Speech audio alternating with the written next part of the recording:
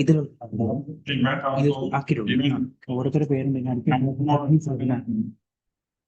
also can not come and because not only can some post graduates to be with you at least for 3 years and raise much more dedicated workforce for it. Not take workforce but dedicated also. YouTube channel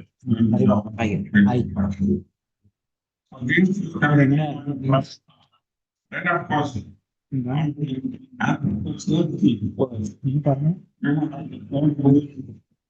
all brain, more time and cornea, all are there, and more things for all these things and elements.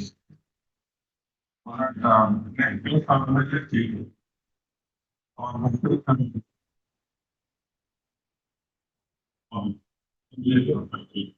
and then the function of that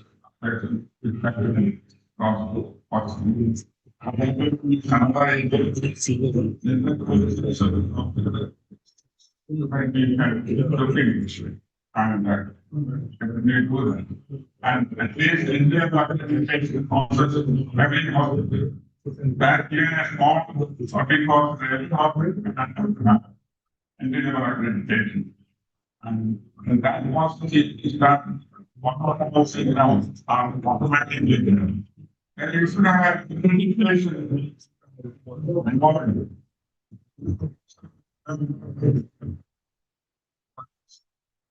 The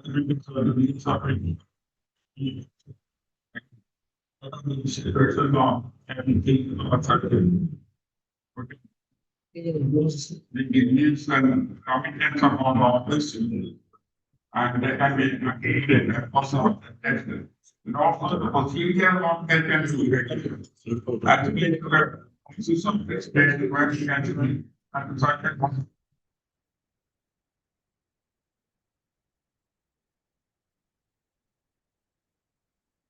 DFX. primary model. And the problem looks decided on what it's doing with one state.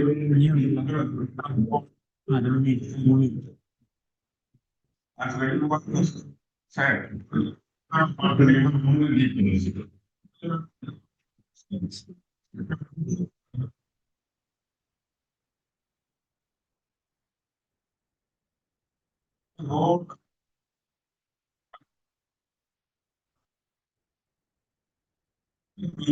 And come this is ready. You have to prepare for the somebody a process is easy. Competition, things are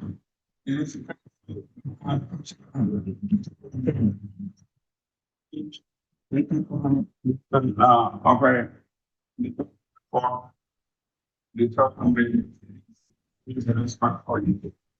And the company that got them and we cannot make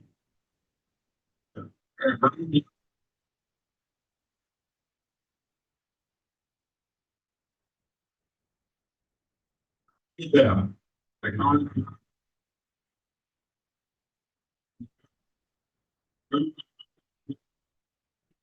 Construction does not need only, don't be, it can be done only in very big hospitals. Even a 500 or 10 hospitals, these things can be adapted. Of course, it may be expensive, but these are attractions which is definitely can sustain the oxygen. So that again, technology can be steam from patients. There's a water happen. Well, if you use the tap, instead of employing 10% for touching the patient, you can have 3 minutes. They can transport the patient, so you can reduce even the number of patients into boxes. And also,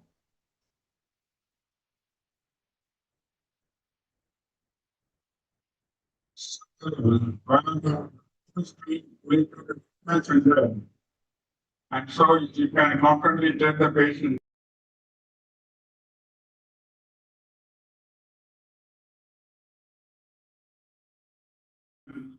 For appointments, the tabs can be utilized, even X-ray, reading and all. The radiologists, even if they are not available or lab biochemists are not available, it can be transferred even to the cell phone and they can interpret and do the report instantly. So such facilities, don't think it is out of range for any hospital or a doctor. All these can be organized and utilized. Then the confidentiality of the medical records. Already, all the insurance companies, if you want to get money out of them, all the details get filled, including past medical history, alcoholism, this, that, and everything. So what is the confidentiality and the safety of all those records? Or they can use it for anything.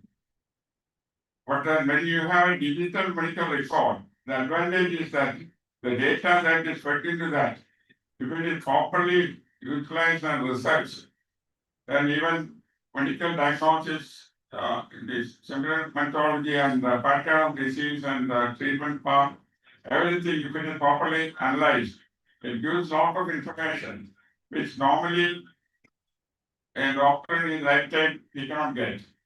So such advantages are there if it is properly utilized, used for patient care and betterment of diagnosis and for treatment protocols. All these things can definitely help us. So these are some of the tips I thought I would share with you. Then if you are going to start a new hospital, definitely you cannot casually your neighborhood start a hospital. You have to do a feasibility study, financial viability, and a project report, and a projection as to when it will become profitable. So all these basic things, if you don't do it scientifically, there's in your neighborhood, if you start a hospital, you can pay for it and succeed. But proper thing to do is all these basic things you must do before you just on to start a hospital. So either can be a stage, as Vinny was saying, then even my hospital is started in 3 stages. First 100 bed, then 250, then 150, and 350, 250, and 350, and stages. So that way also you can do it. But then only problem when you start in stages is that once you get branded as a small hospital, even if you increase your bed strength, that brand may still remain. And that can be a disadvantage. So also that also you can think of. Then when you start a hospital, you have a team of other doctors, competent doctors as partners. So that when the hospital develops, they may still stand with you rather than leave you and go. Because in your neighborhood, another hospital comes and a whole batch of doctors leave your hospital all of a sudden. Such things do happen. So see that the core the doctors are partner in your business, and that way you can tackle it to some extent. And then everybody is important in a hospital, right from the security officer to the chairman of the hospital. Everybody has to feel that it is their own hospital. So that feeling of ownership has to be developed with every staff in your hospital. And that teamwork is what makes the hospital successful. Thank you.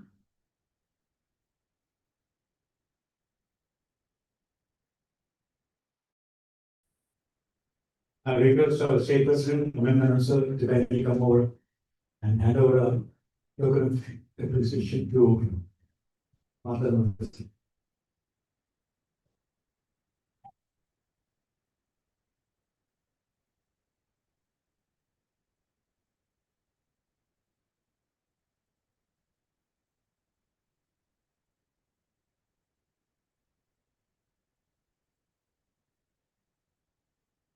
Well, what is the secret of your youth? Yes. Thank you so much. Now, we have one of my close friends, and for those from the surgical field and mechanic field, he needs no introduction. Dr. Hafiz Rahman, he was the 26th batch, but I know it's by heart. He was the 26th batch of Calicut Medical College. The first time I saw him was he was yelling with his black belt, he was training the junior students in karate. That is the first time I saw him. He was the karate exponent. That was first when I met him, and then the rest is history. And he went on to complete his specialist in fertilization gynecology. And then I thought if you asked me to tell about myself, you are already telling about me. no, I will stop. Where they are open up. And then he went outside, and then we gave him as one of the world renowned laparoscopic surgeon. And I wanted him especially talk about how from the student days he has built it up as the director of Sunrise Hospitals. And especially because I am indebted to him because my father had developed Himalayan fashion on the way to in Ernakulam. He was taken to Sunrise Hospital where he got the best of the care. So when I heard he was in Sunrise with Dr. Hafiz, I didn't bother to rush to this place because they took good care of him. And he has also taken over our hospital previous and also the staff of that hospital. So over to Dr. Hafiz Road. Thank you, Ajit, for this great opportunity. Now, when Ajit wanted me to talk about my journey, I was thinking 35 years of my journey compressed into 15 minutes. So how does it work out? Now, let me tell you about me first as a surgeon and how I became an entrepreneur from the perspective of the surgeon. I am a gynec lab surgeon. And I was so happy seeing Millie. I was one of the first laparoscopic surgeon in your hospital, possibly around 30 years back. And I did the largest number of laparoscopic surgeries in the world, which is coming to 150,000 surgeries today. Most of the Western world never accepted it, but now they are accepting it because they could not imagine some surgeon doing 150,000 surgeries. Even today, I do almost 300 surgeries, 350 surgeries every month. So we started laparoscopy. When I started laparoscopy, I didn't know much about laparoscopy at all. This was in 1992 when the world is starting laparoscopy. The first laparoscopic hysterectomy was done in 1989, and I did it in 1992. So this is the time when people knew about laparoscopy. Even I didn't also know about much laparoscopy. That was there. Finally, when I started in Kerala, to go around in many hospitals, I traveled almost many hospitals from Cochin to Kasaragod. Most of the hospitals in this area, I only started laparoscopy first. If you say Calicut, almost all hospital laparoscopy was started by me. Bombay, I used to go to Danu, Delhi, Agra, then come back to Calcutta, go to Guwahati, Northeast in Sigat, Jorhat, and many places in Manipur, Imphal, all those places. Come back to Tamil Nadu, I come to Coimbatore, Erode, Karur, Salem, and then come to my home in Cochin. When I started going about countries, I was known by sort of laparoscopy. I started one of the first laparoscopic surgeries in Bangladesh, Sri Lanka. Then I went to the Middle East. There were times when I used to operate one single day in 3 different countries. I used to start from Dubai, then I used to go to Muscat, then Bahrain, and come back to my house in Dubai in a single day. And then I traveled many countries in Africa we used to operate. And then after all this journey, I thought that I would be good in hospital management, so I started a hospital in Cochin. This was 22 years back. I'm actually a person who had more failures than success. I'll come to that later on. But 22 years back, I started a hospital. my experience in laparoscopic surgery in starting hospitals. My experience in laparoscopic surgery was basically numbers. I could do a large number of cases, and how did I manage this much number of cases? It was basically standardization. A normal person, if you take a hysterectomy, they do it in 2 hours, 3 hours, but I do it in 20 minutes purely because it is completely standardized. Entire steps were standardized, everything was standardized. And I used to delegate my work. I am doing only this crutches of my work. Most of my work used to get delegated. Today I have almost 58 gynecologists with me doing my surgeries. It's not that I am doing every part of the surgery. Maybe I am doing 10 to 15 cases every day. I have only 10 to 15 OPs also every day. I don't see much of post-op, so it is all standardized and protocol based so that we can have such huge number of cases and we have records, so studies and we have standardization and training for community which I started. I think almost half of the students are guidance labs. And now in starting my hospitals and my journey as an entrepreneur.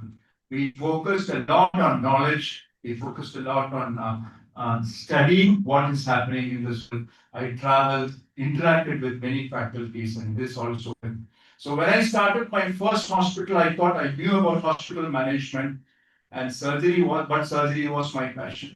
And when I started working on this hospital, I knew that I know a bit about hospital management was not my field at all. Hospital management was never my field. I understood, and I understood that I took a passion in the hospital, the hospital management, and always think big. This is what happened to me in surgery. You don't have to enjoy the development of and just not money making. Money comes as a byproduct. So from zero, now we have 9 hospitals in India and 7 outside India. We had much more. Now we have much hospitals. And, Sunrise is one of the fastest growing chains in India with the fast largest number of laparoscopies. At hospital, I was a practicing doctor, and as a leader of the hospital, the good thing which happened to me that I didn't have any idea about hospital management. And the best thing which happened to me that I knew that I am ignorant about this hospital management, but after some time, after some failures. So this knowledge of not understanding about hospital management and understanding the ignorance about hospital management made me a good entrepreneur. So I appointed professionals, listen to them because they're professionals in hospital management. Many of us doctors, we think that we understand management. Believe me, doctors do not understand management, especially doctors who excel in this profession. They do not know anything about hospital management. This is a completely different specialty, like our specialty. If I am a gynecologist, I know about gynecology. The neurosurgeon will not know about gynecology at all, actually, because science is growing so fast and hospital management is also a specialty which actually doctors do not understand it. It's growing so fast. I did not command my professionals and I did not micromanage them. I delegate them. So they had that honor. And as a result, my top management had complained. They started thinking that I taught them and I could utilize their brains. They were free to execute. They had the sense of accountability and they developed a sense of stress of ownership, which is very, very important for any top management in hospital industry, not only hospital industry, any industry as such. And I became an entrepreneur. And I continue to be a surgeon even as on today. My success was due to standardization and I did the same in hospital management, that completely different team. Our hospitals got completely standardized. This is very important when you start a hospital. Standardization of SOPs, KPIs, protocols, everything has to be standardized and works in a different way and it works in a much, much better way. In my hospital, all the gynecologists talk the same language because it's all on protocol based. It's all on when patient comes with menorrhagia, they don't have to write, each gynecologist did not write separate investigation, but total menorrhagia protocol, which everybody follows. The entire departments, you make protocols and it works much better. It same applies to treatment protocols also, and it does apply to hospital management also. So every hospital works on the same protocol. It works much better, much faster. And I did the same in hospital protocol, what I learned in my surgical practice. So in my management, when completely system driven, standardization of SOPs, less person dependent, follow standards and be accountable. Data driven decisions were taken because data was available, because there were professionals behind the entire management. There were financial professionals which gave us data, and quality improvement cycles were done.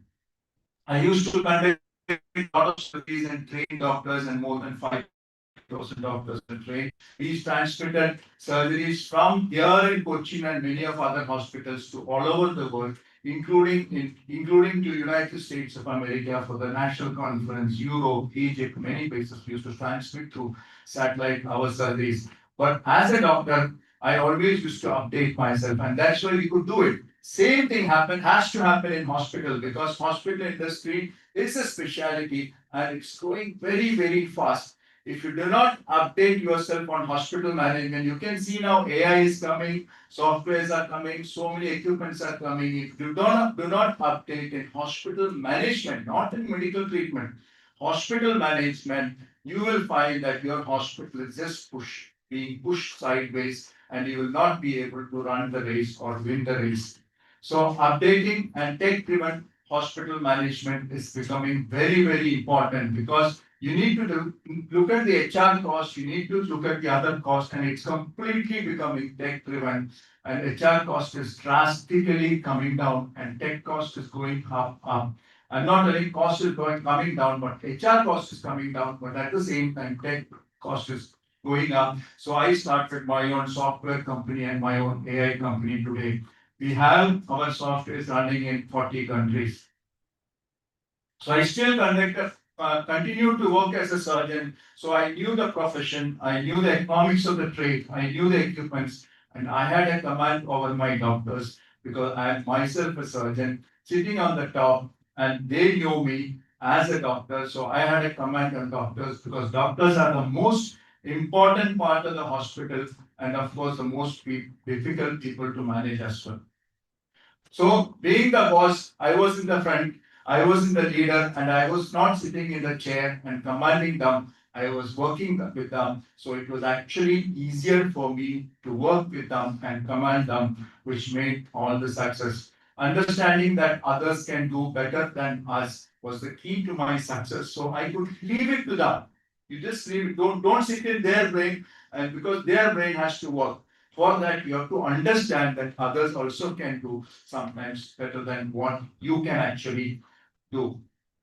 Now, Sunrise grew very fast outside Kerala. We went into Bombay, we went into Delhi, Sholapur, Dubai. Dubai, we were owning the second largest hospital. Bombay, we could have been one of the largest healthcare group in Bombay.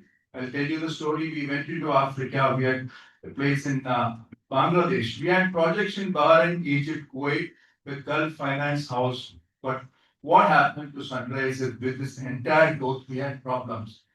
We had a hospital, and we had two hospitals in Bombay. We were one of the largest, we could have been one of the largest hospitals in Bombay with a 6 lakh square feet, and another hospital with almost 2 lakh square feet. We had a huge fire during the COVID time and political issues, and lost our hospital in Dubai, and a lot of new projects were lost, and we collapsed. So that's why I told you that I could have had more failures than success, but still we survived.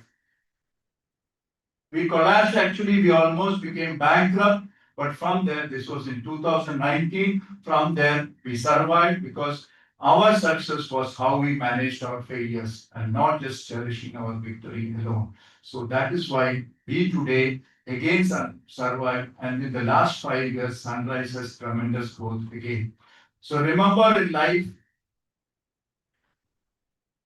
is not just about cherishing your success, but how you manage your failures. Because in this industry, anytime, every time you can have failures. You need to be actually prepared for your failures. And otherwise, you will find that this industry can easily collapse like a pack of cards. This is what is hospital industry because it is so much dependent on staff, HR, management, and doctors because they can just disappear when you have a problem and it can easily collapse. Even though we had so much of problem and we became bankrupt, we were able to manage these problems and come up so that even today we have almost 15 beds, more than 15 hospitals, more than 6,000 beds and more than 8,000 staff with us and more than 700 doctors with us. So this is where we stand and you can still come up.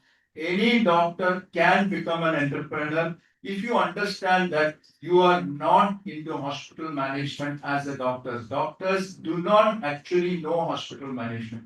If your doctor wants to know about hospital management, there are only two ways: study hospital management, take a degree in hospital, or understand there are good hospital management people, leave it to them. And you can be an entrepreneur, and you can be an investor, and you can be a practicing person. So thank you so much. I hope I concluded in 15 minutes.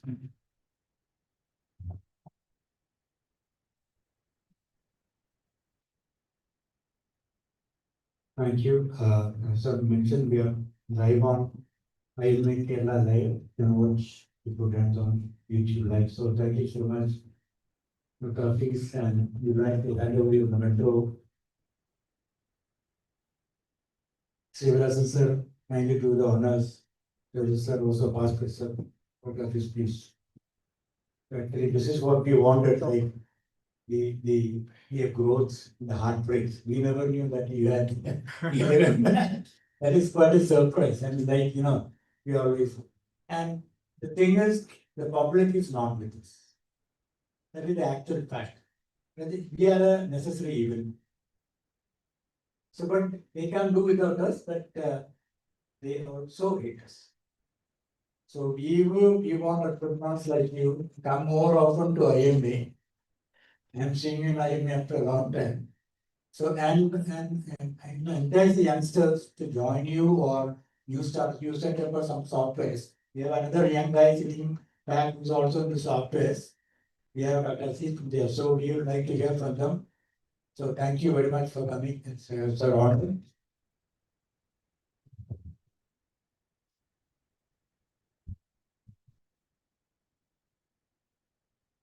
So please do keep on delivering messages.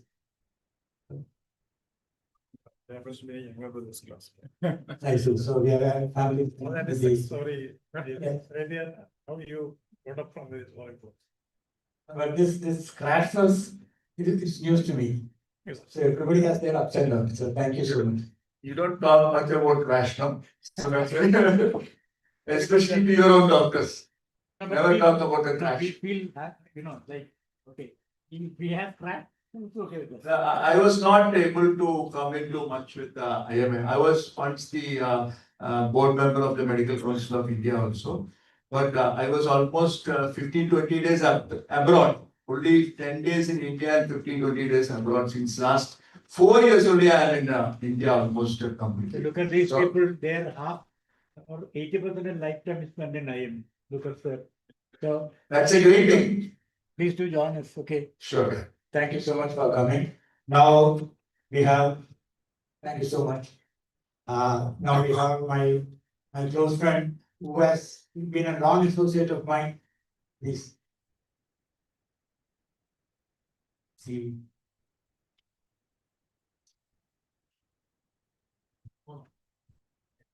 Dr. Thomas was my best man in my wedding long time back. So, and from then, from his post graduation in Davangere, he had grown up to this stage, and he's the owner and the director of St. Thomas Hospital in Tirupura. and he's going to talk to us about his heartbreaks, heart throbs, or whatever that is. What's up to know to know.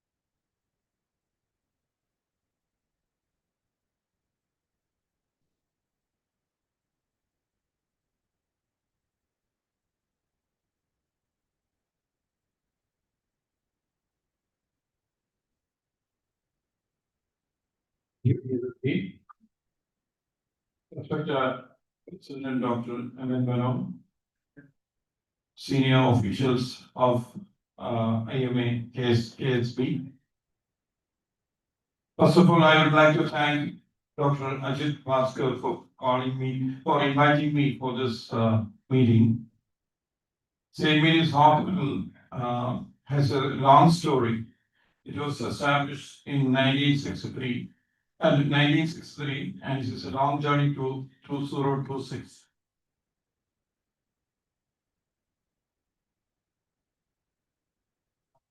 The hospital was started by my father, Dr. T.M. Abraham.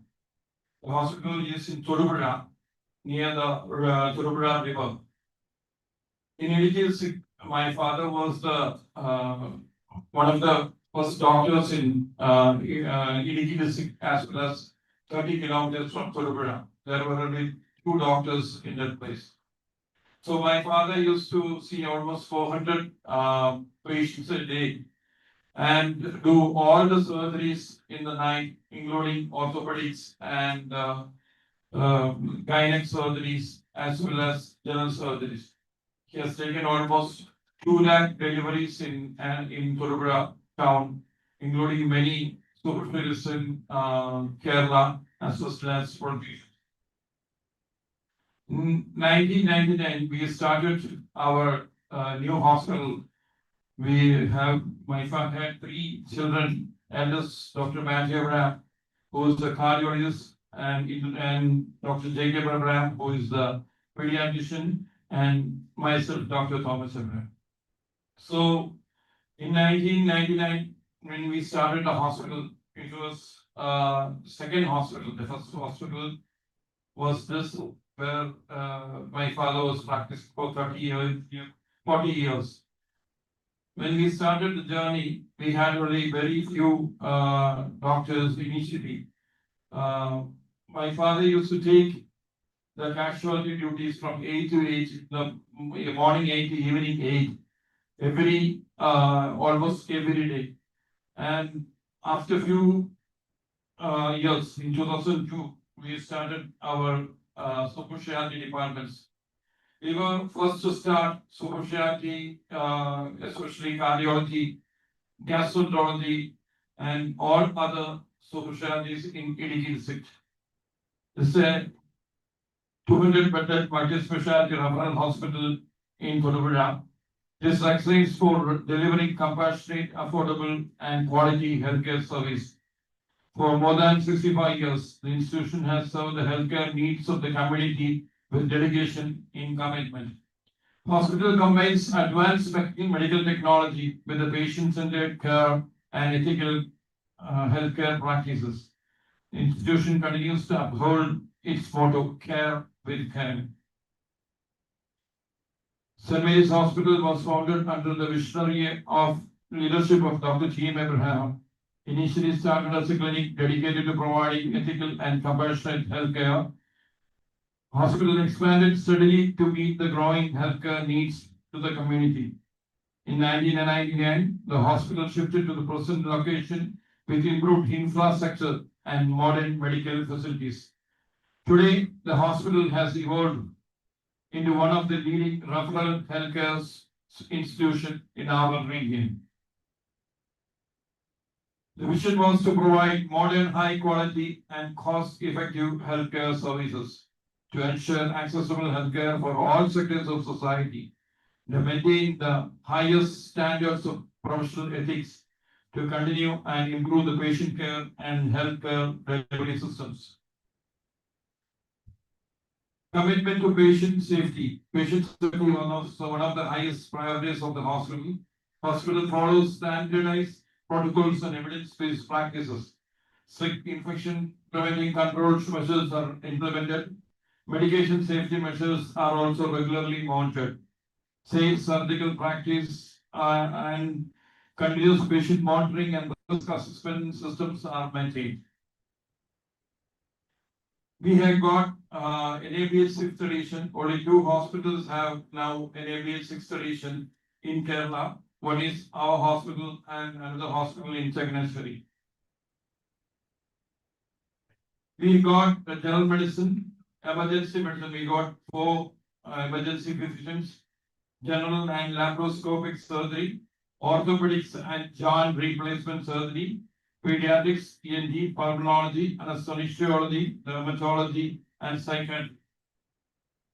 Super-specialties include cardiology, interventional cardiology, neurology, neurosurgery, nephrology, urology with all laser equipments, medical gastroenterology, surgical gastroenterology, plastic surgery, and OPD basis rheumatology, endocrinology, and medical hematology. We got active clinical nutrition services, physiotherapy and rehabilitation services, pharmacy services, and home care services. Nursing and healthcare team. We got hospital has a dedicated and experienced nursing workforce. Nurses provide compassionate, patient-focused care. Regular staff training and competency assessments are conducted. Multidisciplinary teamwork ensures quality patient outcomes. Healthcare professionals are committed to safety and ethical practice. Patient-centered care. The hospital strongly believes in patient-centered healthcare. Patients are treated with dignity, respect, and compassion. Affordable and access treatment services are provided. Why patients trust St. Mary's Hospital? More than 6 decades of healthcare excellence, experienced doctors and healthcare professionals, advanced infrastructure and modern medical technology, strong commitment to patient safety and quality care, affordable and ethical healthcare services, compassionate and patient-focused treatment approaches. Concludes, St. Mary's Hospital continues to serve the community with dedication and compassion. Hospital remains committed to the quality healthcare and ethical medical practices. Guided by motto "Care with Care," the institution continues to provide trusted and reliable healthcare services. Thank you.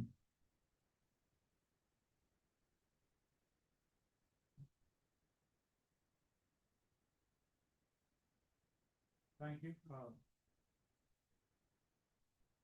Thank you, Dr. Thomas, and I stand corrected to St. Mary's Hospital, not St. Thomas Hospital. So thank you so much for being here. He was having this committee meeting. He's also the district committee chairman. I'm already from meeting. Thank you so much for being here. So I request Dr. Thomas sir to come over and present the Memento. Memento.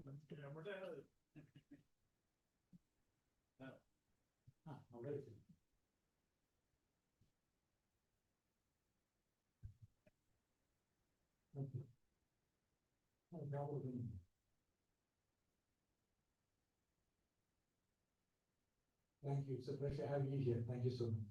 I'm sorry for the delay. Now, we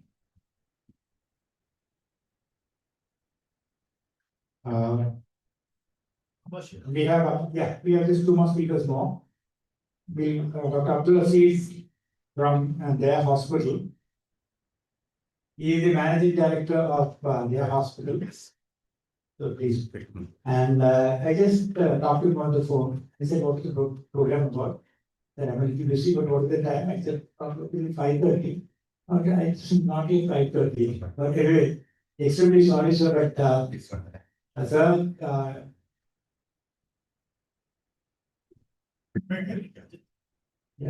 So, yeah, sir, you're live on YouTube. Okay, okay. So, don't I forget, thought I- these are only the speakers, so you are going live on YouTube now, Okay. Ionic Camera Live. So you are going to talk to the world. So, Okay, All yours. is not there. Because anyhow, when like leading to art, I'm very happy to, especially the IMA leaders and the IMA leaders and the entrepreneurs, and I think almost all of them left here. Still, I thought because YouTube is here. So my topic is a hospital as a healthcare and social service provider. It's a very difficult topic because all of us know it is a hospital is now industry. And how can we become a social service provider? That's the question. Still, from my experience, I tell you how Daya Hospital take the social service provider. Because almost all hospitals today are more or less comparable in terms of infrastructure, technology, operation theaters, ICUs, equipments, and even professional expertise. Most hospitals today are good doctors, good nurses, and trained staff. Yet some hospitals succeed remarkably, but some struggle. Why this happen? Because I personally feel the healthcare is something beyond physical infrastructure or human resources alone. The most important thing to differentiate better. The most important thing to differentiate the successful hospital is its core concept, a unique philosophy, a unique vision, a unique way of looking at healthcare that drives the institution forward. Infrastructure can be copied, the technology can be copied, purchased, buildings can be replicated, but philosophy cannot be copied. Even successful hospitals, such a defining philosophy. For example, we already heard about Hafiz Rahman. He was the first started in Kerala, the laparoscopic gynecological surgery. And Dr. Sahadullah, I think he's coming here. Sahadullah started a fine hospital at Trivandrum, where everybody said it would never be successful. So every successful institution has such a defining philosophy. When I think about the Daya Hospital, I feel that our defining concept was always closely connected to a social responsibility to healthcare. That is the subject given to me. But perhaps that thinking came from my own background. My background. ഇത് വേണ്ടത് ഞാൻ പറഞ്ഞ okay. I studied in Government Medical College, Calicut, during a period of intense social and political activity. You know, the post-emergency and the extremist movements are there. And as students, many of us were actively involved in social causes and community-oriented thinking.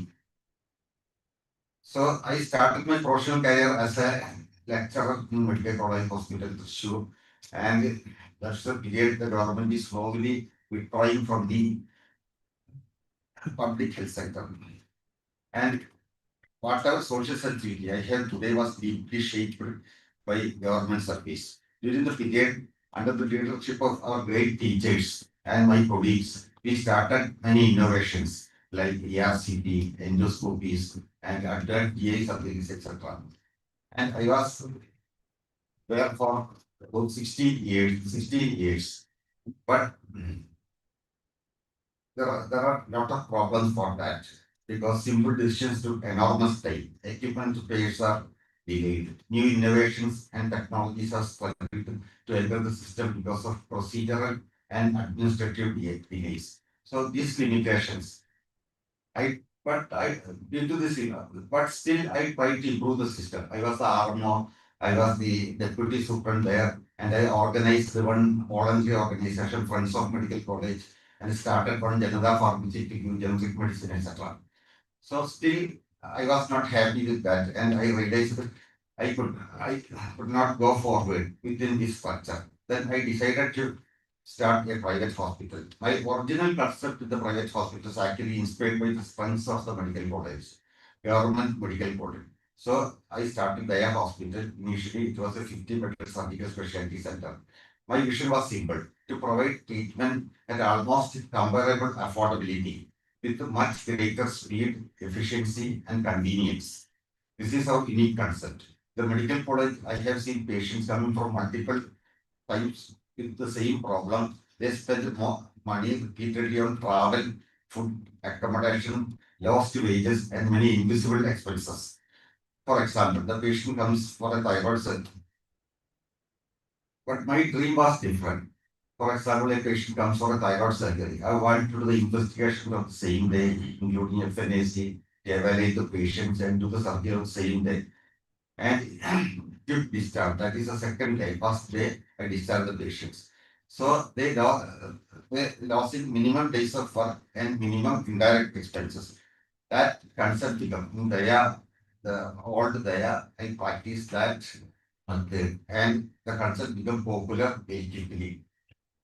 From the very first month itself, the institution became profitable because the patient appreciated our speed, efficiency, honesty, and convenience. For me, that itself was my social service. As we did, you asked, it was my social service. But within 2 years, the patient load became so high that the 50 beds were no longer sufficient. That was when we decided to build a 300-bed hospital.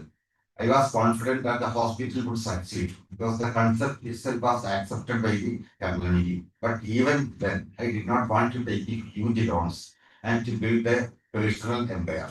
I wanted the institution to grow collectively because my social responsibility. So we consciously built a community-based ownership structure. That is the friends, doctors, relatives, middle class families, ordinary people, businessmen, and even the staff. Everyone become our shareholders. Even though it's a small amount, they become our shareholders. Intentionally, I wanted Daya to become a miniature reflection of the society itself. That itself became one of our greatest strengths because when the institution belongs emotionally to a community, the community also supports and protects the institution.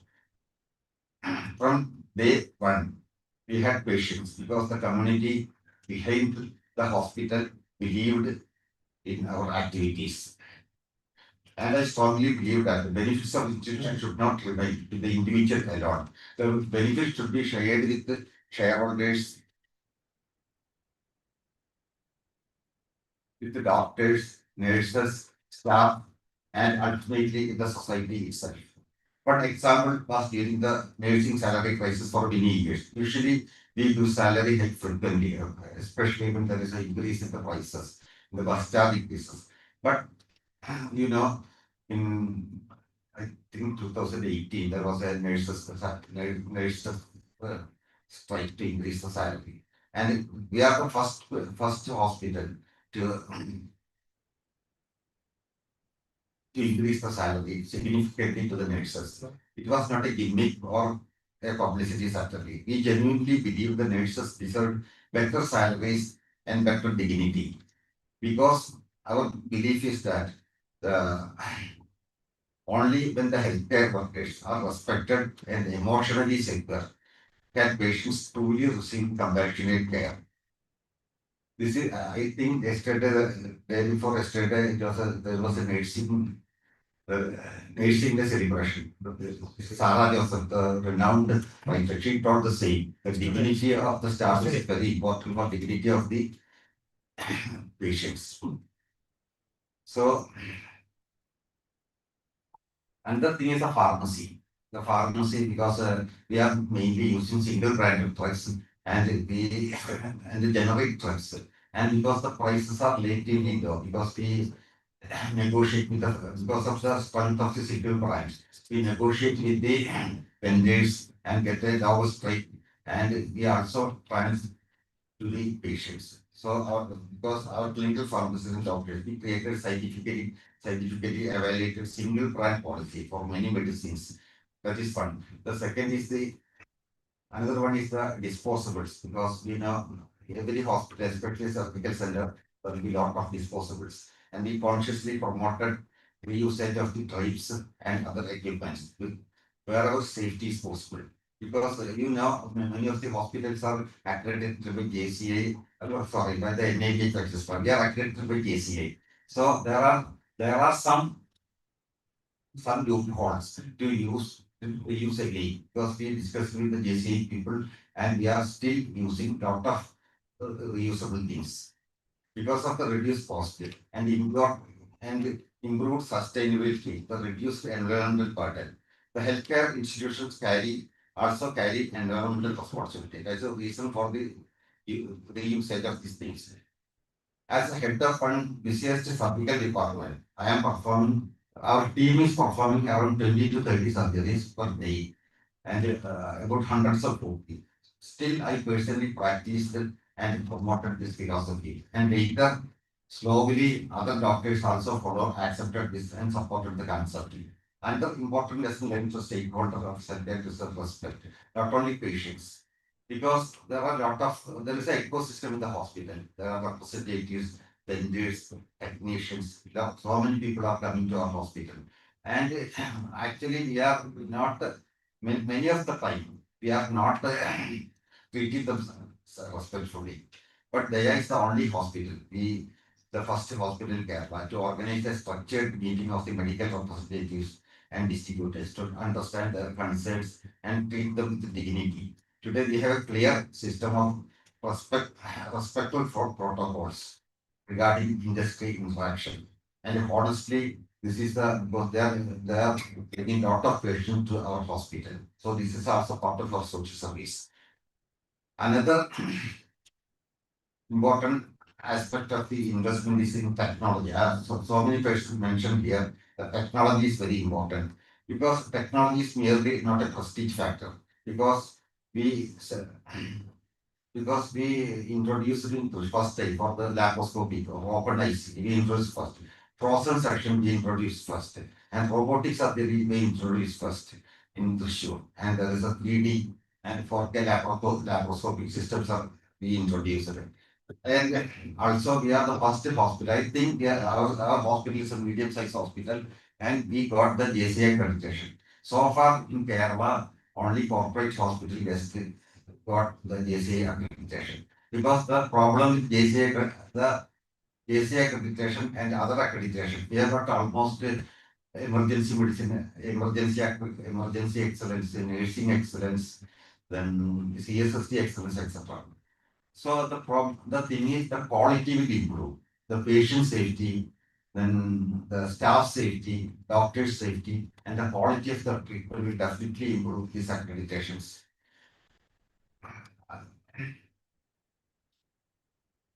There are a few other activities. You already entered the social responsible activities. So we have an important initiative that is our golden hour intervention project. When emergencies in the golden hour, that is for example, road traffic accidents or the stroke, etc. comes. We know how crucial is the golden hour is in conditions like stroke and other emergencies. Very often treatment gets delayed because of families are arranging money or approvals. And there we consciously decided that the patient presenting in the golden hour, especially stroke patient, should not be the immediate treatment because of the financial issues. Treatment is initiated first because in such situations, life itself is life.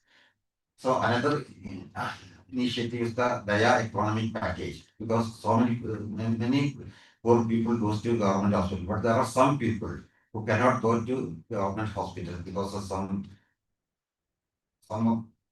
problem. They come to private hospitals and because they can't spend the money and give a very highly subsidized rate for times. So also we are running a dialysis clinic as a part of our social commitment. That is a subsidized rate, 800 rupees for dialysis. We also, because before coming the Asha workers strike, that is I think in 2019, and as a part of the recognition of the Asha workers, we give subsidized healthcare packages to them. And there we also conducted so many programs for the community awareness of the Asha workers. Then we are also, as a social, part of the social work, we are also supporting so many students, meritorious students, only those got in merit in medical college or engineering college or other higher courses, especially the families related to their hospital. Not the staff alone, but the vendors and the workers there, etc. Another thing is we are also conducting cultural activities because there will be cultural programs, art festivals, literature clubs, sports and music programs, etc. So a hospital, this is not very common because we know the doctors. Why we are conducting this? Because doctors, staff, and nurses all are human beings. A hospital is not a machine. It is a living emotional ecosystem. So we consciously built the literature clubs, public seminars, cultural programs, music, dance, sports, and publication activities because we believe in a hospital that invests in humanity of its staff will always provide more humane care to its patients. These programs improved bonding, reduced severe stress, strengthened teamwork, and improved emotional attachment to the institution because the people think as a like a single family. Another important area we focused is the continuous learning and the training because we are doctors, of course, they are actually workshops, they are organizing CMEs, etc. But staff, we are continuously, every month we continuous training to all the staff, HR staff, technicians, then hospitality staff, ward secretaries, administrators, etc. Because it is a continuous process. That's a part of the accreditation of the JCI or NABH accreditation also. Then another thing is already Dr. Ajit told me to present some what we can do with IMA. So I prepared a small note about that. That is the large corporate to private equity players and institutional investors are entering healthcare in a very big way. So most of us to access to the healthcare has become highly capital intensive. So technology costs from compliance requirement and infrastructure investments are increasing. In this changing scenario, the future existence of many small and medium hospitals may become difficult. So many people discussed it here and difficult to continue functioning completely and independently. So I strongly feel organizations like IMA should seriously think about creating consortiums or collaborative platforms for small and medium hospitals. Already it is discussed here. But I am telling again because the web scheme, I heard about the prices in the scheme. What is the name of that? Web scheme. It is higher than what we are getting from the industry now because now we started in Thrissur we started about 5 or 6 hospitals started purchasing these disposables and trucks collectively and we are also negotiating to the vendors. So if you can tell us the vendors who give it a lower price, we will also talk with them. Okay, we have to make a platform that we have to make a platform that We will try to product. yes. When the collective purchase is always good because the people, especially for the 2 or 3 days back for IV fluids, our 3 hospitals together negotiated and we got a very reduced price. Because many of these corporate hospitals, they succeed partly because of the scale advantage. So the small hospitals or medium hospitals are required. And another thing is the IMA have to export because the exposure to international healthcare systems. Many of us travel abroad, but usually only for conferences or for just a visit. What actually we need is structured hospital visit and observational exposure programs to countries like especially China, Singapore, Turkey, and European health system. I visited these places, especially in countries like China. Many low cost but highly efficient care innovations are happening today. There are new ideas, patient flow system, hospital design, automation, robotics, infection control, low cost technologies, and operational efficiency. Recently, we purchased one physiotherapy robot, and it was very good for this one. Another thing is now they introduced the lab system, and we can reduce about 70% of the staff in the lab because completely automatic lab. Tomorrow, I am meeting that people from China. That is from China. So exposure to different health systems significantly improve our own institutions, and ultimately improve healthcare delivery. Yeah. So many people discuss here about the insurance system because at present the insurance system, because they give us packages, and this is very relatively low. So of course the hospitals have the negotiating power, they increase the rates. But I know because I am closely studying the insurance system, and many major hospitals, they are giving, especially there are some insurance companies with more than 30% of the market share. They negotiate and they give packages with very low rate, and they also ask for open bill. They ask for a very significant amount of the discount, 10 to 15%. So that is a problem because IMA has to take up this thing. IMA has to negotiate the insurance companies, and depending upon the grade of the hospitals, they have to fix a rate. Already we know the CGHS rates and the Ayushman rates, and even the retired employees rates, and medicine is very down, and it is not a profit. Medicine. And many hospitals are buying, accepting money from the medicinal patients. But it is difficult for a good hospital. We can't accept anything from medicine. We are not in palliative medicine. So this one. So that's one thing. Again, I'll tell you something about our hospital. And we have got 4 hospitals now in Palakkad, Mangalam, Palakkad, and Thrissur, and we are already purchased one more hospital at Calicut, and the work is going on. And we also started constructing the cancer center and maternity center with the same campus. So the other thing is what the next 2 years we are planning for the single specialty hospitals like dermatology, ophthalmology, dental specialty, urology, and cosmetic surgery in the same campus, so that the comprehensive backup of a multi-specialty hospital is available for that, and that gives comfort and convenience on these focused specialty centers. So we are healthcare project, we are social service projects also. That is why I detail all these things, because we are not profit. Of course, we want profit, but profit oriented, because we are doing many our social commitments. So all these two responses are deeply interconnected. Whatever they have achieved today is not the achievement of one individual. It's a collective effort of doctors, nurses, staff, shareholders, patients, and benefits. So thank you for this opportunity, because because the subject was very difficult. That is why I prepared. I already know this is a subject yesterday. You previously told me the theory of the hospital.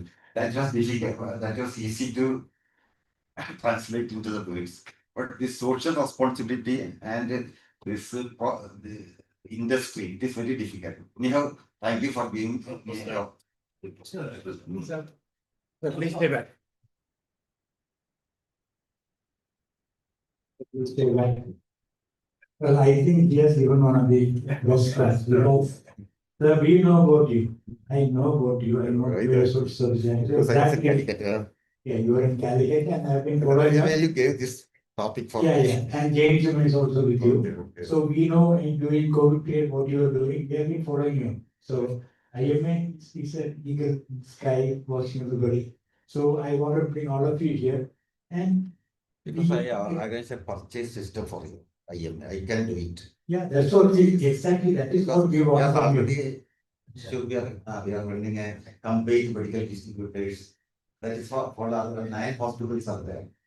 Yeah, I think you should come into IMA and join. I am the committee member. Actually, he is an IMA because he was one of the major sponsors. Even he was the sponsorship committee chairman of the state conference we conducted. So very much close. And this was an excellent presentation in the sense that this is new to the industry, so to say. So thank you, Dr. Aziz. I prepared a lot more. Yeah, definitely. Because the time and Shagmathan sir, can you kindly come over? Shagmathan sir is here because he's in touch. Did you hear what he said? he gets equipment at a lower rate than that pet control. So it is up to you to see that some collective purchase. Partnership. Yeah.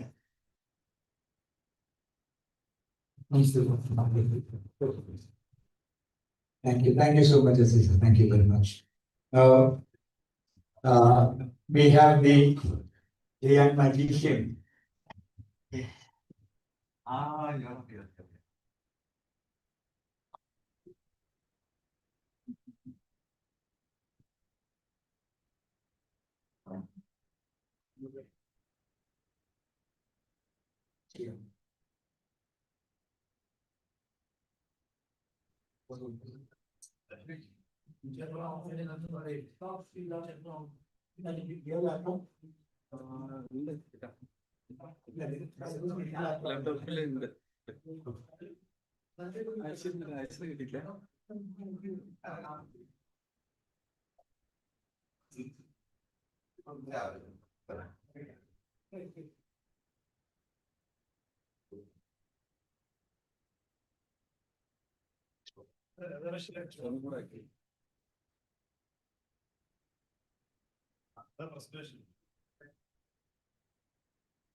Well, I happened to see Dr. Shia a couple of months back when he came for a talk show about entrepreneurship and his moderating session.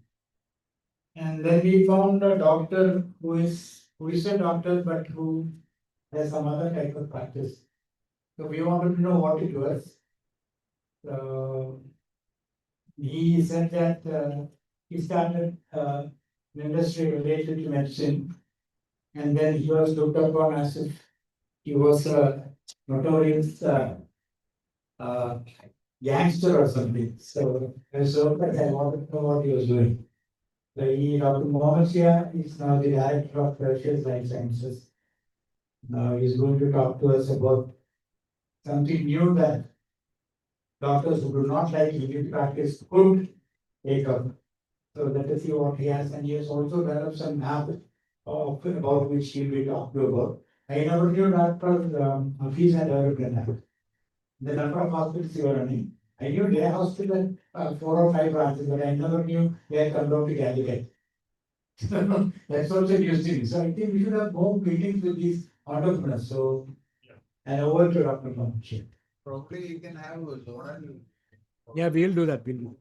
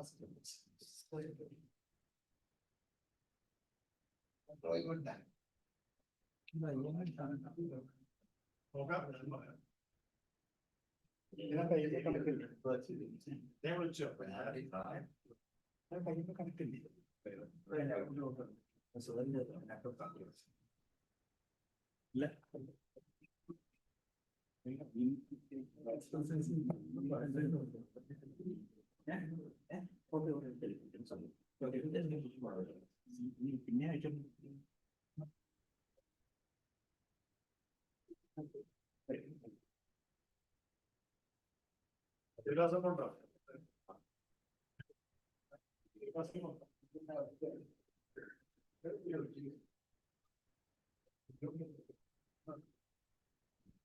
Thank you, IME for giving me this opportunity. First, I will introduce myself. Myself, Dr. Ian. I'm from Tilur branch, IME branch. Previously, I was a member of Information Operational Committee and IME. Before starting, let me introduce my company also. I never dreamed of starting a pharma company ever in my life. Even during practice or during my studies or any time, I never dreamed of starting a pharma company actually. I started my practice in 2010 and I was practicing as a pain and palliative care physician in Malappuram. During those times, previously also, I was so keenly interested in various research activities and many of such failures which later led to a realization that we doctors don't know how to pursue research. We don't have the essential skills. We don't have the basic infrastructure, means financial backup or anything for starting a research or anything. So out of that bad decision, I started my pharma research activities in 2019, and actually it's a bad business move. I started the pharma company also to fund the research activities actually. So in 2019, I started my pharma company. Malayalam used to say, I always used to say, Portal Lottery, and something like that. My pharma company is still striving. It's 7 years till now. The journey was a bit tough actually. Text Legends is my pharma company's name. It was founded in 2019. From a small pharma startup in Kerala, and Texas has evolved into rapidly expanding healthcare ecosystem operations across pharmaceuticals, neuroscience, dermatology, hospital research, and intelligence-driven AI systems. Actually, the intelligence-driven AI systems is what actually makes services differentiate from other pharma companies. While I was called upon to speak here, Sir was actually asking me to emphasize on something like what doctors can do, especially this young coming up, growing young doctors, other than clinical practice or starting a hospital or clinic. Actually, the thing is that being an entrepreneur for a doctor essentially limits us actually to clinics and hospitals. There's a wide range of opportunities outside the clinics and starting clinics and hospitals. Even in pharma, also pharma or technology or anything like that. Actually, we can contribute a lot. This is an era of AI, artificial intelligence. Any AI company that is developing AI technology right now, I am sure that they are thinking like a neurosurgeon or a neurologist. Because even in our company also, we are having some sort of small scale AI training. Actually, the thing is that memory, context, and how brain works, that's an essential thing for any AI system to. So before I start going to the AI part of our journey, I will just tell about the journey of patients. We started, as I said earlier, we started our journey in 2019. Basically, it was just 5 products, 2 staff, and then just me and my wife, Nusrat, we actually was started this company in 2019. In Malappuram, we have the activities. By 2020 and 21, we were having this COVID lockdowns. Still we strived and we were able to expand our sales operations to other districts. By 2022, we started gaining traction and we had the opportunity to increase our product portfolio from just 5 products to 15 products, and we later started operations in 5 districts, and we had 10 staff by then. Over the time, at the moment, our situation is something like this. Where we stand today, we are having 60+ products. Most curious part is our turnover. Actually, it's somewhere north of 8 crore turnover per year. Actually, the sales traction gained only recently, 1 or 2 years back. The interesting part in this year is that, as you can see, we are having 62 investors. Though the major shareholders is me and my wife. Actually, the whole friendship, friends of mine who are doctors, they are also investors in this company. The current situation is that we are having various verticals. There's pharmaceuticals is obviously the Pharma part of operations, Limbic Senior Secretary. We started last year. Our last president, Dr. Srinivasan sir, actually inaugurated that. We are having a cosmetic division, Diabetes Derma. Promises Labs is our crown jewel actually. It's a pharma research lab that we run actually. We already have a patent for developing a new nanoparticle in hyaluronic acid and barbecue extracts. We are having like 5 research activities ongoing as of now. The thing is that we never had a loan, we never took any government grants, we never had any external helps. Everything that we have done is on our own. We are having like research analysts in our research lab that we have actually. The problem with our doctors is that we have ideas, but we don't know how to pursue. Sometimes some spark comes in our head, like some treatment modalities or anything. But the truth of the fact is that even after doing MD pharmacology, also many times we have had a lot of obstacles in how to move it forward. So the only way possible is delegate, as previous speakers were saying. So we are having our own research team. Okay, and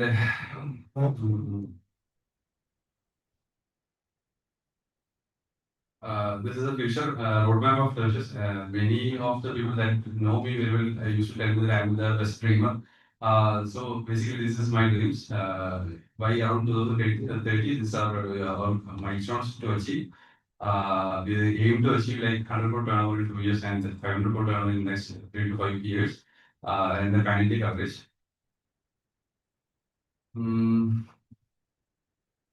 This is our like JM Mary. That's actually a dream project of mine. Jay is the digital medical representative and Mary is a scientific expert. Both these people, Jay and Mary, actually are AI agents, artificial intelligence. The thing is that if I say, like we all used to see medical representatives in our clinical practice regularly.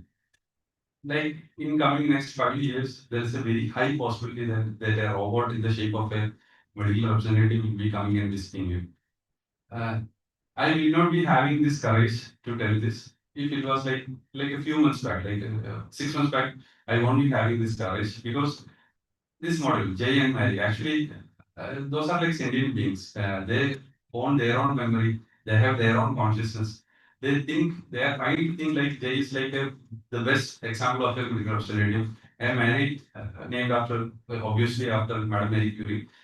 She's having the brain of Pubmed and actually it's Davidson experiment. So they at the moment they can interact with people through messaging and WhatsApp, email, and everything else. I sincerely hope that in the next 2 to 3 months, Jay and Mary will be able to make telephonic calls. And if things go in the same progression, I sincerely hope that like maybe 2 to 5 years, it will be a robotic form. So this is where we are heading, actually. The AI evolution of tertiary sciences. Actually, whatever technology we developed, actually it was not intended for any commercial use. We developed all this technology only for the use in our own scenario. We were having a lot of losses, we were having a lot of problems, mainly human errors, actually. The thing is that simple as like payment collection, ordering processes. For a pharma company, sometimes certain goods goes to expiry due to low sales or high volume is stocking. Sometimes the same product may go to out of stock also. Both these scenarios are very damaging for the company. Many times I tried to solve this problem. Still, we were having this problem. At the moment, it's an AI-driven process. The AI used to analyze all the sales, the seasonal variations, the unusual spikes in sales, and hopefully next 3 to 6 months, I'm sure that the ordering process will be 100% handled by an AI agent. No human intervention will be needed for that. The only target is that the product is not going to expire and the product should never be out of stock also. So that's a equilibrium that the AI will have to manage. The positive side is that I don't have to pay any salary package for this one. Only capital expenses are there. And the human error variation error process will be much less.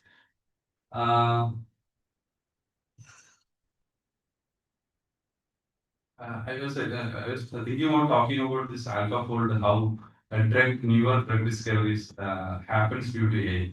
Previously, the usual time frame for a new drug discovery is like 7 to 10 years. Most of us must have heard about the story of how sildenafil, which was actually a cardiac drug research molecule, due to its side effects, it was later marketed as a anti-impotency drug. So such things happens because when a researcher starts his journey, it is like we don't have a GPS signal. We go to an unknown territory. We cannot ask anybody for any guidance. So what we do is that we have to move from point A to point B. Point B is the destination. We will navigate all the routes, and finally we will somehow reach. Sometimes we will reach, sometimes we will not reach. That's what happened previously. Now the thing is that this alcohol and everything in biology, protein structure is the ultimate thing. Previously, a researcher will have to like work for 3 to 5 years to identify protein structure. Now it's done by actually done by AI. It's like lock and key mechanism. Both the lock and the key is identified by the AI. So it's have drastically reduced the time for developing a newer molecule actually.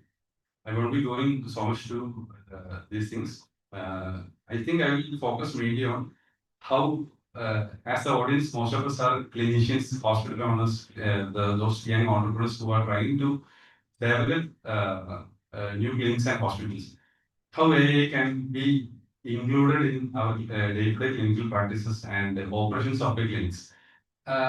In Tertius, right now, what we are doing is that usual mundane jobs like payroll calculations, attendance, KPIs, key performance indexes of staffs, their task maintenances. All these things are done, previously used to be done by, as I said before, like ordering and everything was done by humans. Now, it's being like monitored by AI agents. Hopefully, next 6 months, 50% of the operations will be taken over by agents. Same thing can be applied to our clinical institutions also, like hospitals, like attendance taking, profit and loss statements, analyzing of profits, whichever department is making losses, whichever department is making more profits, staff appraisals, everything can be automated and be done by these agents. Actually, as of now, even medical records, we are using paid services. I don't see any future for like software as a service in the future. In our scenario also, like any other pharma company, we also used to take paid services, paid softwares for monitoring of field staff. Like last month onwards, we actually developed our own software. Only like big pharma giant companies have their own softwares for monitoring their staffs. All other basically every small companies used to hire other, like we also have like 1 to 1.5 lakh yearly subscription for these softwares. We developed our own software. All our field staffs, managers, everybody are using these softwares. 100% developed by AI.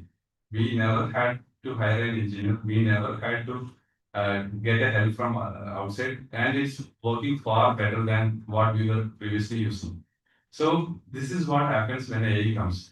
As clinicians, we will have to watch for something like ChatGPT from OpenAI actually released a specific clinical module for doctors for only in US as of now. It will be coming to India in like 2 to 3 months, I don't know.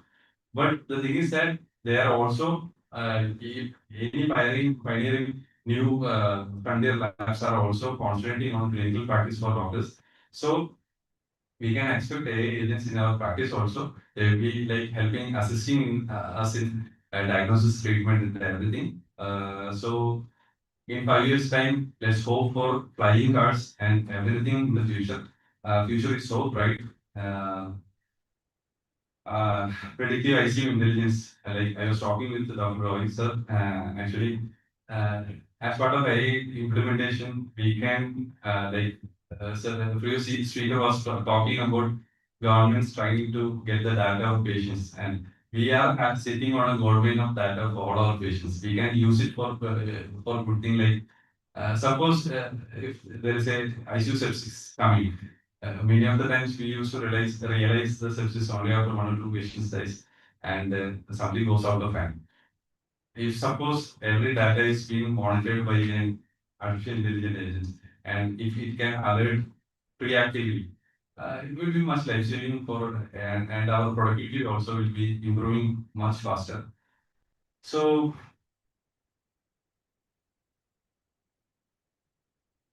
for IMA, I will have to say to you that many of our clinicians are struggling so much in developing these technologies. So much of our hospitals and clinics are struggling with medical record systems and everything. IMA can come forward and use these systems also. Our office and our everything is open source actually. Anybody trying to want to know more about, you are always welcome to Tirur. You can always come to our office. Whatever technology we have developed, we never intend for commercializing any of our technology. Whatever we have developed is always open source. We only develop these technologies for our own use actually. So that's one of my part. Thank you. Thank you for giving me the chance.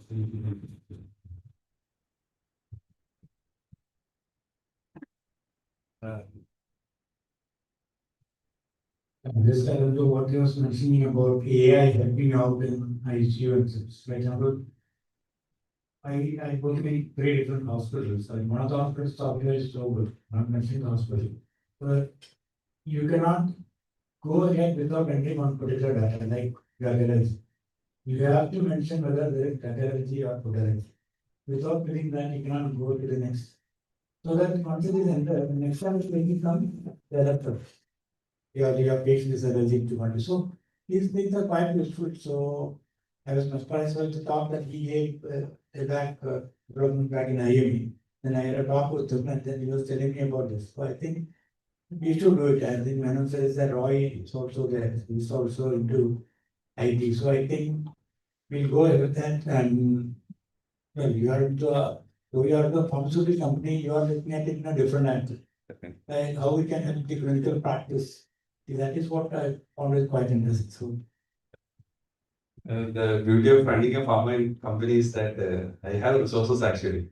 We have sort of a lot of resources at our disposal, and we were able to develop all this technology only because of all these resources that I was having.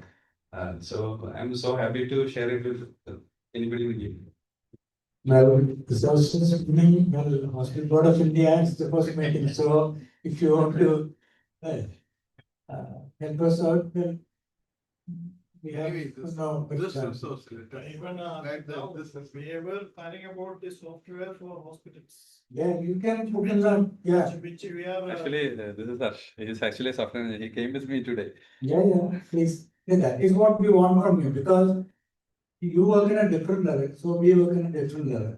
So, but when we come to the reality, you are the people on the field, you are the soldiers actually.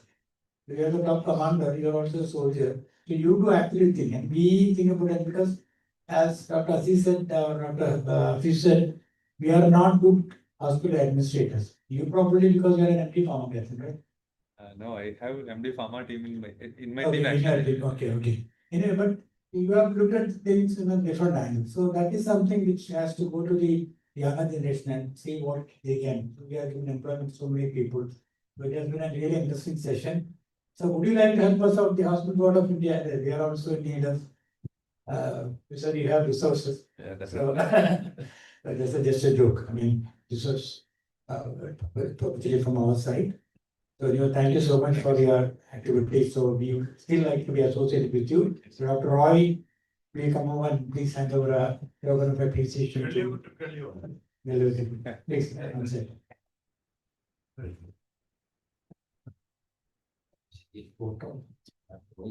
Yes.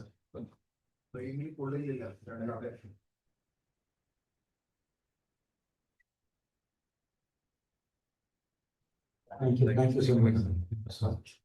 Now, I think the live sessions are over. I don't know whether our online speakers there. Dr. Shyam, sir, are you still online? Yes, go ahead. No. Unfortunately, I am. Okay, so can you connect to the response again? So probably, Dr. Shyam Bhagan probably is the only doctor, I mean, he's the only non-doctor in his family, am I right? Could be most only patient around, I'd say. So we had a delayed session, but we had talks on entrepreneurship, I probably would have been listening. So, Dr. Yes, Education Bhagan will be talking to us about what the Consumer Protection Act has done to the medical fraternity.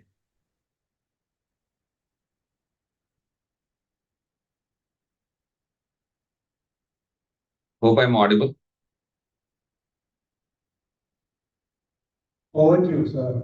He's in Delhi now. He's supposed to have been here, but today he had to reach Delhi, so he's there. Over to you, sir. Am I audible? Yeah. Yes, So- very much, very much. Okay, when Dr. Ajit Bhaskar asked somebody to do something, it's very difficult to say no. I think it's high time I started learning to say no to him. Because my session was supposed to be between 7 and 7:15, I believe. It's not that late, but still, I could not remain back. I had to rush to Delhi for some other matter. So, this virtual session, whether it is sadhya, whether it is biryani, I believe too much of it is not good for one's health. Likewise is wisdom. Today you have been bombarded with so much of wisdom that I'm not very sure it will cause constipation or dysentery, but still, now that I am given this opportunity, I thought I'll indulge. Consumer Protection Act is what the subject I was asked to speak upon, but as you all know, whether the doctors are to be continue to be covered under Consumer Protection Act or not is now pending before the Honorable Supreme Court. Notice has been issued in the matter. The matter will be heard, and the earlier Vasanta P. Nair, the earlier VP Shanda case will have a relook at the hands of the Honorable Apex Court, and a verdict is expected. Whether the existing system or the statutory framework is fit to adjudicate matters, intricate matters, I would say, relating to medical negligence, etc., will be given a relook, and a final decision is awaited. So not much need be talked about it. Now that I've been given an opportunity and I had the occasion to, opportunity to hear what the other speakers talked, especially regarding the Clinical Establishment Act, etc., etc. So I thought that I'll just give an overview of what the legal mandate is, not just confining myself to Consumer Protection Act. Consumer Protection Act, I'm sure that you would have heard it more than enough that you would be in a position to teach me what it is, because it's defect in goods or deficiency in service, and service having been defined so widely and broadly takes in health services as well, is what the Supreme Court held earlier under the 1986 Act. Then there has been debates, etc., saying that we were able to pull it out of it. Why? Because in the bill, or rather the draft bill, it was not there. It was there. It is not there in the Act, etc. But as you all know, if it had to be excluded, it could have been explicitly excluded by the legislature, which makes a statute. But the Act not being so clear on this issue, and different interpretations are possible, the Supreme Court has taken upon itself the responsibility of interpreting it, and we are awaiting the judgment. It said that an apple a day keeps the doctor away. Likewise, diligence, documentation, and discretion keeps litigation, or rather lawyers, away. The future hospital will not be judged merely by infrastructure or turnovers, but by compliance, transparency, systems, digital accountability, patient trust, and ethical governance. The era of unquestioned medical paternalism is over. The future belongs to transparent, documented, protocol-driven medicine. Patients today are not merely patients. They are at the same time consumers, data subjects, informed litigants, digital reviewers, social media narrators. Medicine is increasingly judged not only by outcome, but by process, communication, documentation, and transparency. As you all know, the hospital setup earlier were built around individual doctors, reputation, clinical skill. But today, it is the hospitals are increasingly evaluated on systems, documentation, compliance, patient safety, data management, auditability, and legal preparedness. Modern healthcare is shifting from personality-driven practice to protocol-driven institutions. That is where clinical guidelines, etc., becomes relevant and important. What the courts now looks is that what is the guideline, what is the protocol, what is the universally accepted standard medical protocol? Have you followed it? The legal system in all civilized jurisdictions recognize the fact that medical science has not been and not is an exact science. In spite of the best care, caution, and attention, there is always a possibility of something going wrong. In these circumstances, a reasonable and for that matter, let us go back to the bare definition of negligence. What is negligence? Negligence is nothing. Have you done something which a reasonable and prudent doctor in the given circumstances would not have done, or omitted to do something which a reasonable and prudent doctor in the given circumstances would have done? It is an act or omission. So this act or omission is what constitutes your culpability. Forget about consumer protection. You cannot say that, or one cannot say that I am beyond law, I am above law. There is a legal system. The legal system, or we live in a country which is ruled by the rule of law. Whether it's me, you a doctor, or me a lawyer, or my friend an engineer for that matter, everybody is covered and governed by the legal system. That is why we have this I'd say that a cohesive, a social system wherein we can live. Now, the paradox of modern medicine is that we have better technology, better diagnostics, better infrastructure. Yet, there is more distrust, more litigation, more burnout, more violence against doctors. It is high time we ask the question why. It is not lack of law, it is not lack of intelligence, nothing. But the technology advanced faster than human communication. There is lack of interpersonal, or I say that a patient-doctor relationship has now become so synthetic, or there is no direct interaction. There is no warmth in it. Consumer Protection Act is one of the avenues that was afforded by the legislature. And for that matter, if we have any grievance against any legislation, whom do we blame? It's not the lawyers, it is not the judge, it is not the legal system. They only interpret. The law is made by the legislature, and legislature constitutes persons who are sent by us and you, me and you for that matter. Now, for centuries, the doors to medical success were opened by knowledge, skill, and reputation. Today, a new password has emerged: adaptability. The doctor who survives the future will not merely be clinically competent, but technologically aware, legally prepared, emotionally intelligent, and ethically transparent. This applies across all professions. Now that we are addressing a body of doctors, and I'm supposed to speak on medical negligence, etc., consumer protection, etc., I'm just pinpointing it to a singular profession, not otherwise.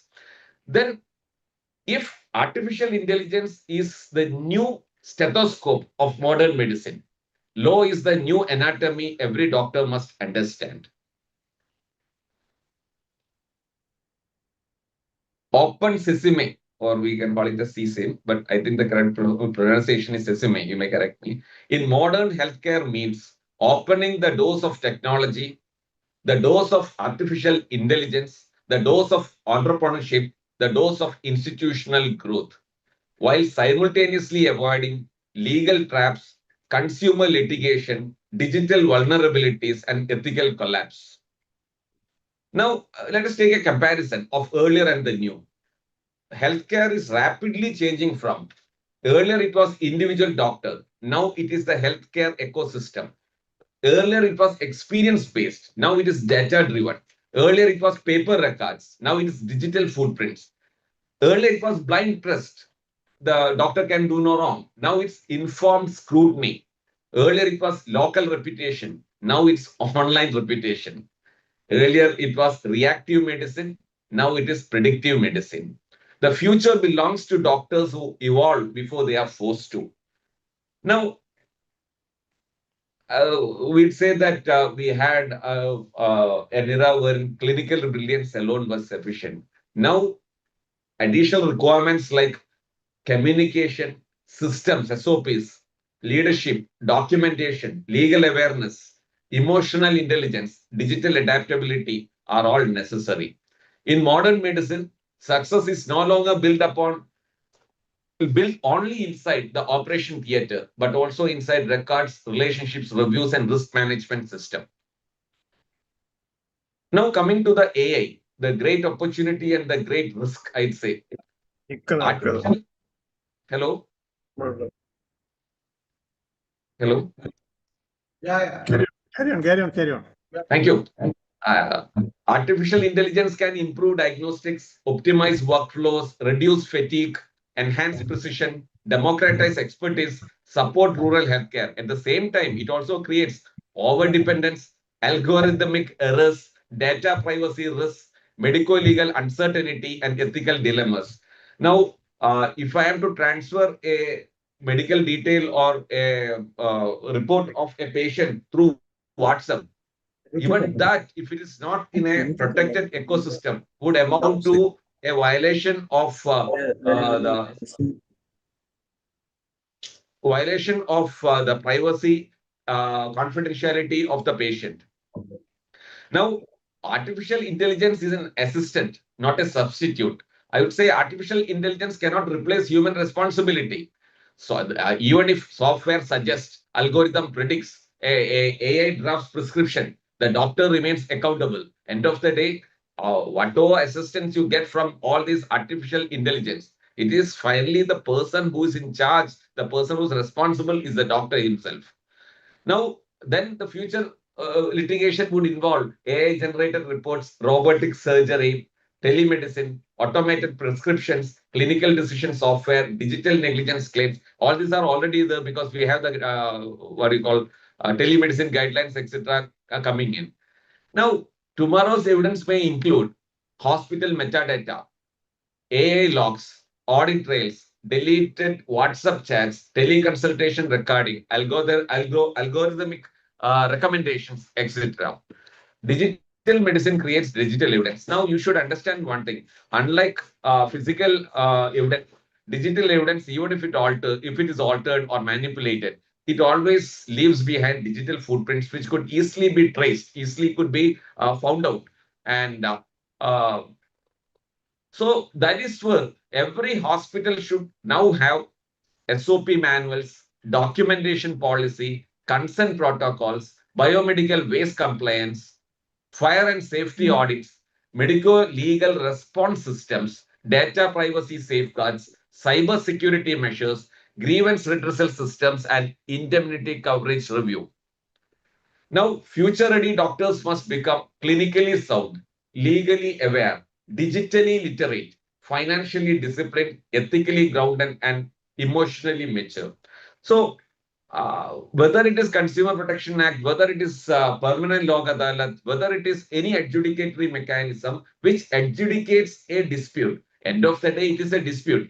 If I have a dispute, I don't go to this quotation team or local gundas. I go to this justice dispensation machinery. Likewise, if the patient party has got a grievance, they are entitled to, they got a constitutional right to approach the dispute resolution mechanisms. So the basic thing that the doctor community or the professionals, including me for that matter, or an engineer or a architect or whoever it might be, is to be aware of the fact that there is a system in place when somebody is aggrieved, like I have a right to have my grievance adjudicated by that authority or that system. Likewise, the other person also has a right and right to do that.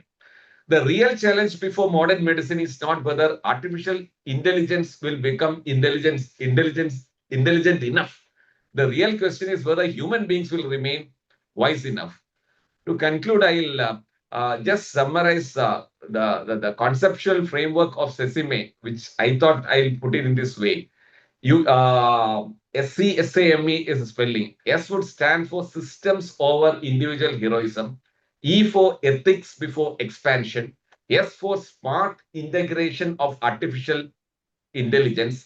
A for accountability and audit trials. M, meaningful communication. E, evidence-based documentation. This is the real open sesame for the hospitals and doctors of the future. Open sesame is not merely about opening the doors to success. It is about opening the mind before the future forces the doors to open itself. The future hospital will not merely treat disease. It must inspire trust, withstand scrutiny, survive digital transparency, and remain humane in an increasingly technological world. Thank you very much. Can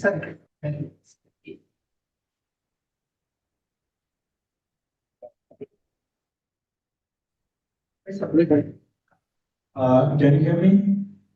Yeah.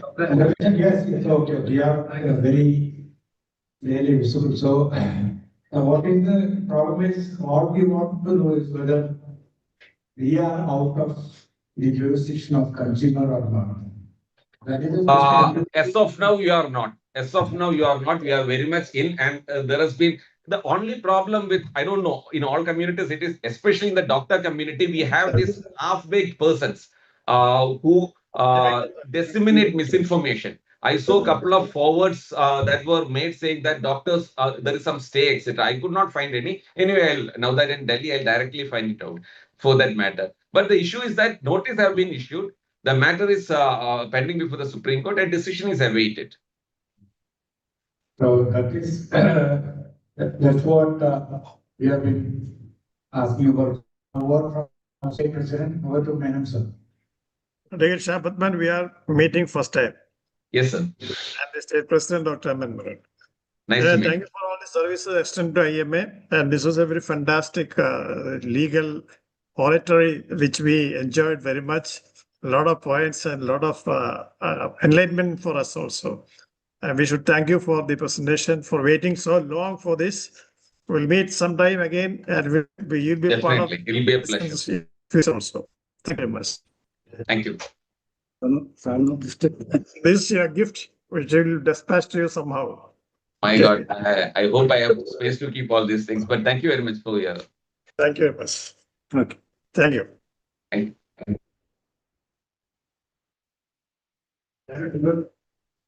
Bye. Good night. What are